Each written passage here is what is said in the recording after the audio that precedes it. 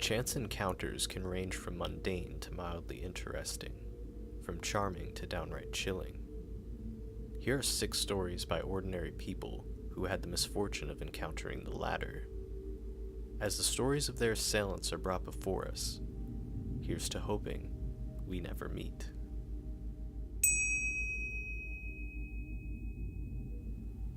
So this happened while I was still living in St. Louis. I have since moved to Chicago. 2016 was a wild year for me, full of coming out of my shell and self-discovery. I found myself becoming more comfortable with using applications such as Grindr and Scruff to meet men online, because I had social anxiety and had trouble meeting them elsewhere. One night I got a message from a seemingly average dude. He was very nice, super funny, was able to hold a conversation, and he was also not that bad looking, so I was intrigued and kept the conversation going. There were virtually no red flags about him, and I ended up exchanging numbers with him. We get to texting, and after a week or so of solid conversation, we decide to meet up at a local cafe. I put on my best damn shirt, clean underwear, and hit the road. I'm excited. I was busy during the day, so we planned to meet at a local cafe around 8 p.m. He doesn't live in the city like I did, so he was unfamiliar with the area. When we met, I was immediately enamored with this guy. He was cute, he made me laugh, and surprise, he was who his photographs said he was.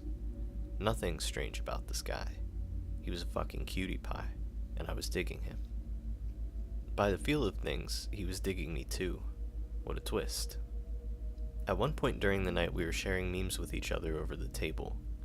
I show him one of the funniest I have in my photos, and he nonchalantly grabs my phone for me to take a closer look.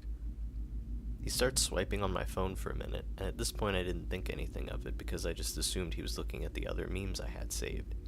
No big deal. He gave me back my phone and then proceeded to show me some memes on his phone this time. A man who has a folder of saved memes on his iPhone is a true godsend, let me tell you. The night goes on and the cafe is closing, so we decided to leave. As we were walking out together, he asks if I'd still like to hang out. I didn't feel comfortable letting him know where I lived just yet, so we drove around the city listening to music and talking. It was again pretty normal, and we were just laughing and joking around. At one point in the night, he turns to me at a red light and asks, "Do your roommates know you're on a date right now?" I laughed at this and just said, "No. Why, are you gonna kill me?" I've read way too many Let's Not Meets, so that was my immediate reaction. He lightly just said, "I would use them as an emergency backup if I were you." "You're probably right," I shot back, and we continued with the night. It was nearing midnight and I had to do laundry the next day, so I mentioned that we should probably head home soon. He offered to drop me off at my house, but I didn't want him to know where I lived just yet, so I asked if he could drop me off at the train instead. He politely agreed. When I got home that night, I was totally thrilled with how things turned out.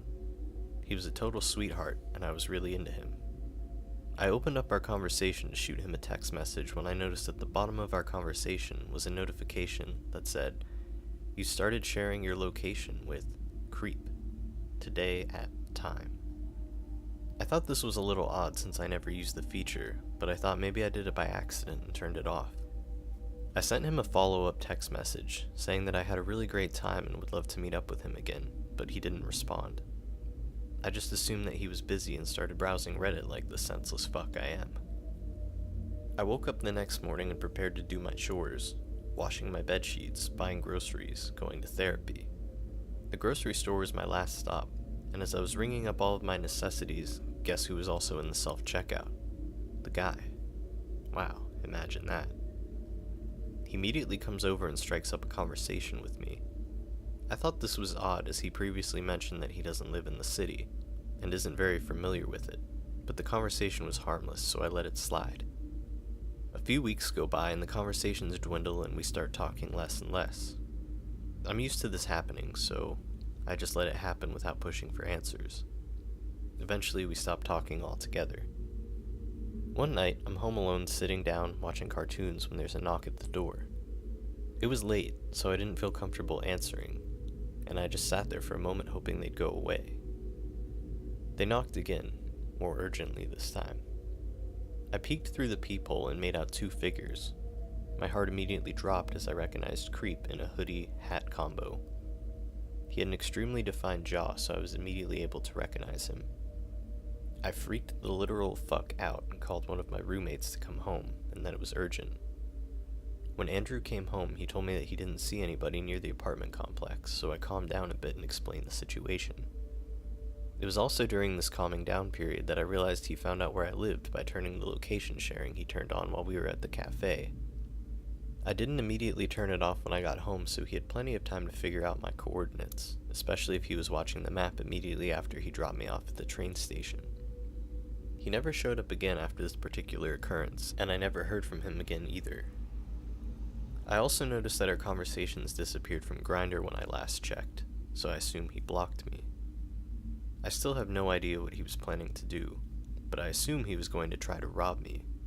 So, creepy guy from Grindr, let's not meet. Please don't show up in Chicago.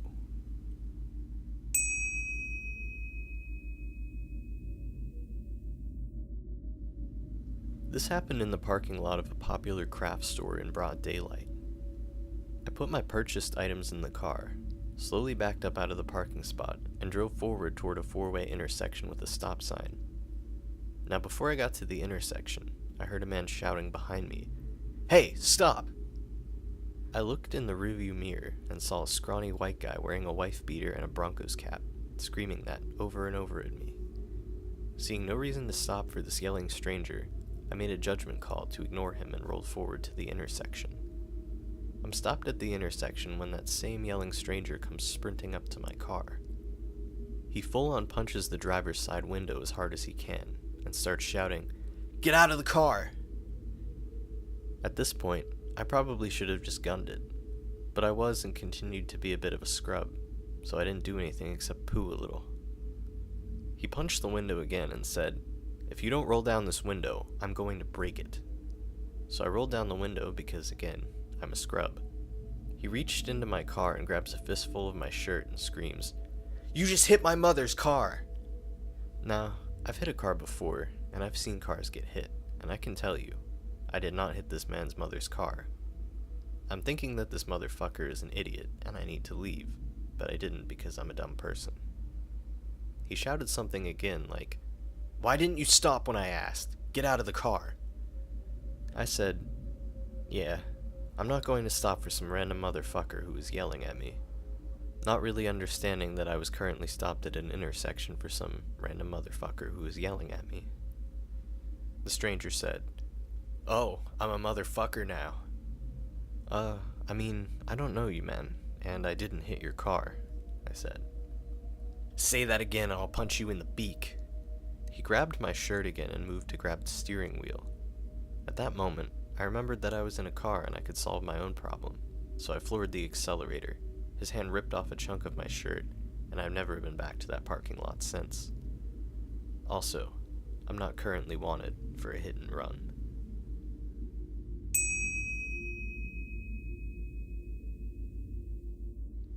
I regularly biked from my house to the gym, which was a 12-minute ride away along a main road. It was a winter evening, and a month prior had been fireworks night. It was still light out, probably about 3 p.m. I was riding the bike home and was almost there when a white, cheap old car with blacked out windows rolls up next to me. It's pretty close to my house, so this part is a 30-mile-per-hour speed limit and we're coming to a roundabout. It doesn't seem too weird for a car to be moving that slowly next to me. I pull tighter to the path inside the bike lane, but the car starts to drift closer and closer. At this point, I'm a little freaked out. I keep going because as I approach the roundabout, my plan is to steer off the first exit in front of a general store. However, before I get to make the turn, the passenger window is being rolled down. For the brief second I have, I can see inside. It's a car full of early 20-year-old boys who are cackling maniacally.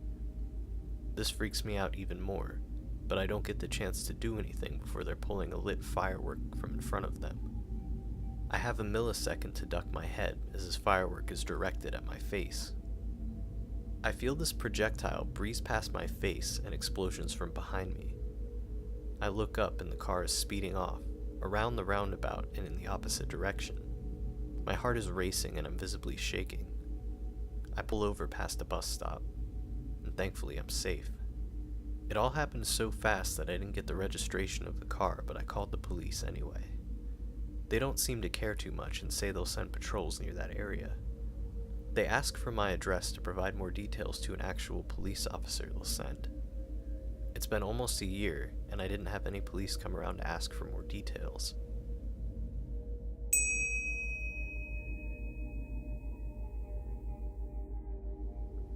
So my boyfriend and I were visiting a few friends in Richmond, Virginia. We went with another couple and decided to get an Airbnb. The other couple that we went with picked out the place, but they hadn't really been to Richmond before. So the place they picked out was about 15 to 20 minutes outside of the city center. Bit of a pain in the ass, but not a big deal. When we got to the house, it was nice enough. The owner had left us some banana bread. But there was just this odd vibe to it, a bit of a creepy vibe. For example, when I put our stuff in our bedroom, I opened up the closet and there was nothing in it but a chair. Not a fold-up chair, but a small child's chair, facing the bed from the closet. No hangers, no other linens, no towels. Just this small chair in an empty closet. I know reading it might not sound creepy, but I promise you, it was weird. I brushed it off and we decided to settle in, then go meet up with some friends in the city. Day turned into night. We all had a bit to drink and decided to call it an evening at around 1:30 a.m. The four of us headed back to the house and went to bed. Usually when I drink, there's nothing in the world that will wake me up. My head hits the pillow and that is where I will remain until the sun comes up. So I don't know why it didn't happen this particular night. Maybe it was the feel of the house, but I woke up at around 3 a.m. to a quiet giggle. A grown man giggle. I thought that maybe my boyfriend was just giggling in his sleep. But then it started getting louder, like it was coming from outside our window. The window was located behind the bed above our heads. I quietly snuck up to look out. Nothing. There was no one out there. It went quiet. I was about to go back to sleep, but then it started up again. This time, I knew it wasn't my boyfriend or the other couple. The giggling grew louder and louder until it was just full-blown hysterical laughter. Right outside our window at 3 a.m. I felt my boyfriend's hand clench mine. I didn't even know he was awake. He asked if I saw anything out there, and I said no. The laughing stopped after about 15 minutes. We stayed up till about 4 a.m., looking outside the window, making sure that the laughter didn't come back. We finally went back to sleep. When we woke up the next morning, we asked the couple if they had heard anything, and they said no. In fact, they thought we were crazy. One of them suggested that I dreamt it. I can't tell what's creepier, to be honest. The fact that we heard that at 3 a.m. in this creepy house right next to our window, or that when I looked outside there was nothing there. Nothing happened after that. We went back home, but to this day, my boyfriend and I still bring it up as one of the creepiest things to ever happen to us. So, to the random dude laughing outside the bedroom window at 3 a.m., let's never meet.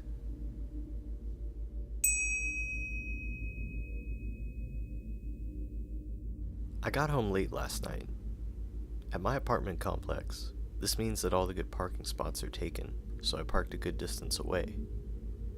This is also during a thunderstorm, and it's not raining yet, so the air has energy and smells great. I decide to take my time and make a loop around my building. As I make the corner and begin walking towards my apartment, I see a guy coming out of the parking lot between two cars. We nod, I slow my pace, and he begins walking ahead of me. He slows down his pace to match mine. I start going even slower, intending to cut the corner. My apartment is the first door right around the side. He seems reluctant to walk too far ahead of me. He passes the corner first, then I come around. He's at my apartment door, shaking my doorknob. He looks at me and says, "I lost my keys." The realization that he was lying and the implication of the lie slammed every one of my systems into high alert. Everything in me told me not to stop, so I kept walking and gave him a sympathetic smile. He turns and stares at me, then asks if I have a phone he can borrow. At this point, I'm feeling stuck and panicking. He's pretending that he lives in my apartment, so I can't get in past him. My car is far away and in the dark, and any sudden movements will alert him that I'm onto him. I tell him my phone died, which caused my heart to immediately skip a beat, because now he thinks I can't call the cops. I walked one door over and start knocking on the door. It's past midnight. The guy is standing at my doorstep, just staring at me. After an eternity, my neighbor, who I'm on "Hey, how are ya" and "Nice night out" speaking terms with, opens the door. I say, "Hey, Kevin," and push past him into his apartment. I immediately close the door and lock it. I explained to my neighbor what was happening. He went to get his gun, and I called the cops. But the guy was gone, and now I'll never be able to walk around my apartment complex without constantly looking over my shoulder.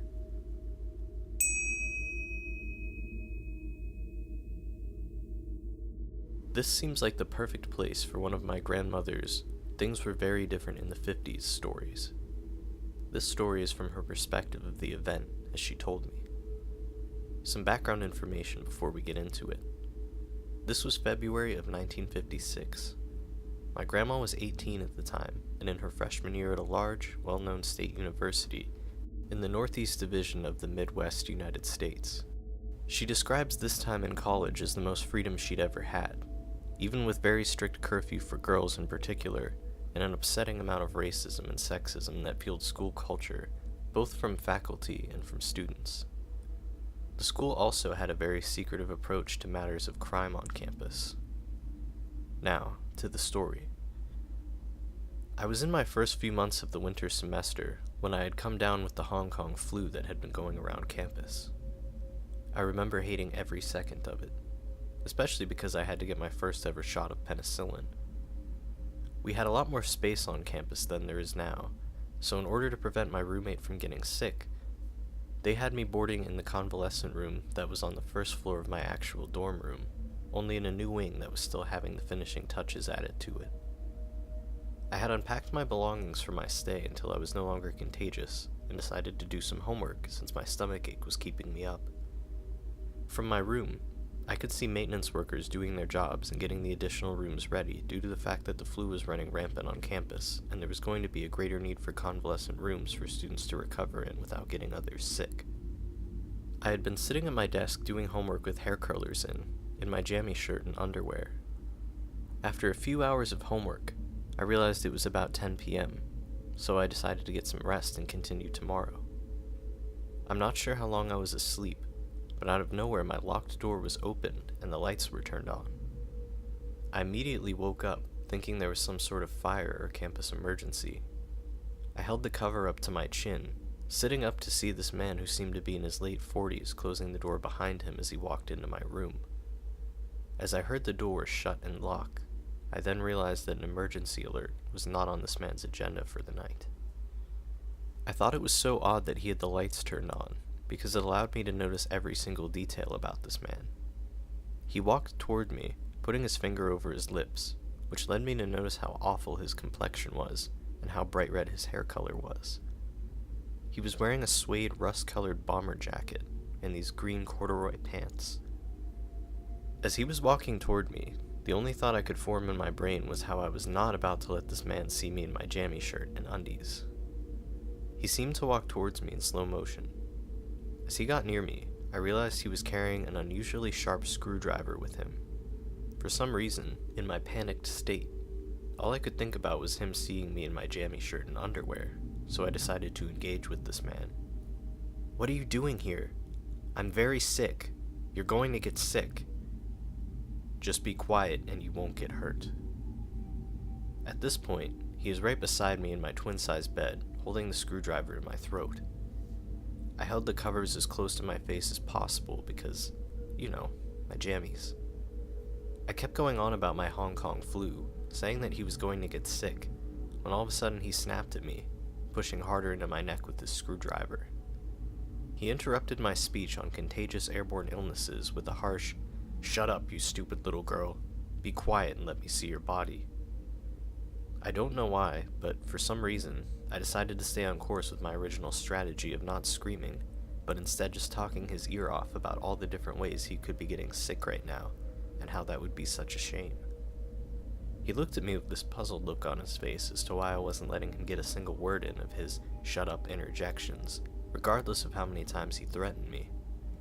I then noticed his grip on me began to slowly loosen, and he eventually made his way walking backwards before dashing out of my room.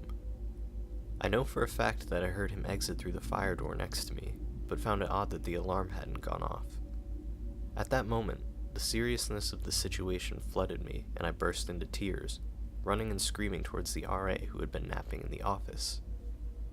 From there, the campus police were called, but because of their blatant disregard for my account of the events, they told me I was being hysterical and that it was only a bad dream. As soon as I told them he'd escaped through the fire door, but the alarm hadn't gone off, my story was chalked up to me being over-emotional over a bad dream. I didn't expect to hear anything else regarding this, and I hadn't told my parents out of fear that they wouldn't let me finish for my degree.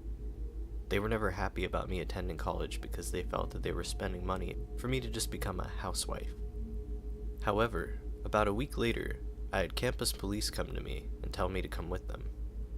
I had no idea why they needed me, and they hardly spoke to me the entire time. All they told me to do was walk up to a bench full of men, identify the one that I had dreamt about, and leave. It wasn't until nearly a year later that I found out what that was. Apparently, a week later, a young woman had been found dead, sexually assaulted and covered in stab wounds, specifically around her neck.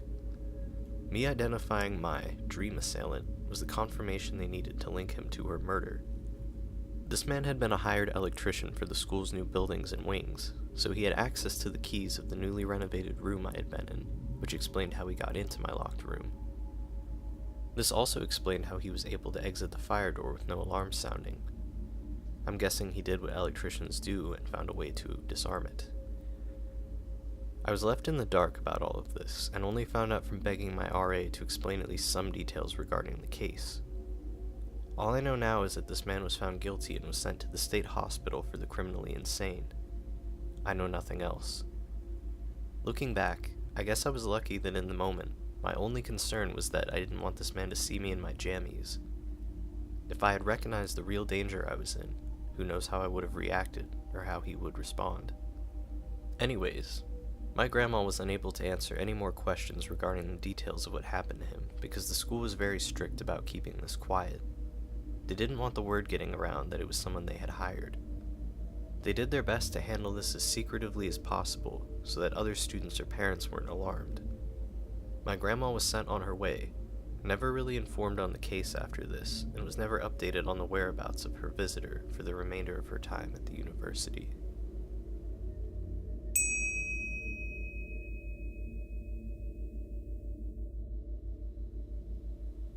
Thanks for joining us tonight. Remember to be careful out there, keep a calm demeanor, and never take candy from strangers, unless of course it's Halloween. See you next time.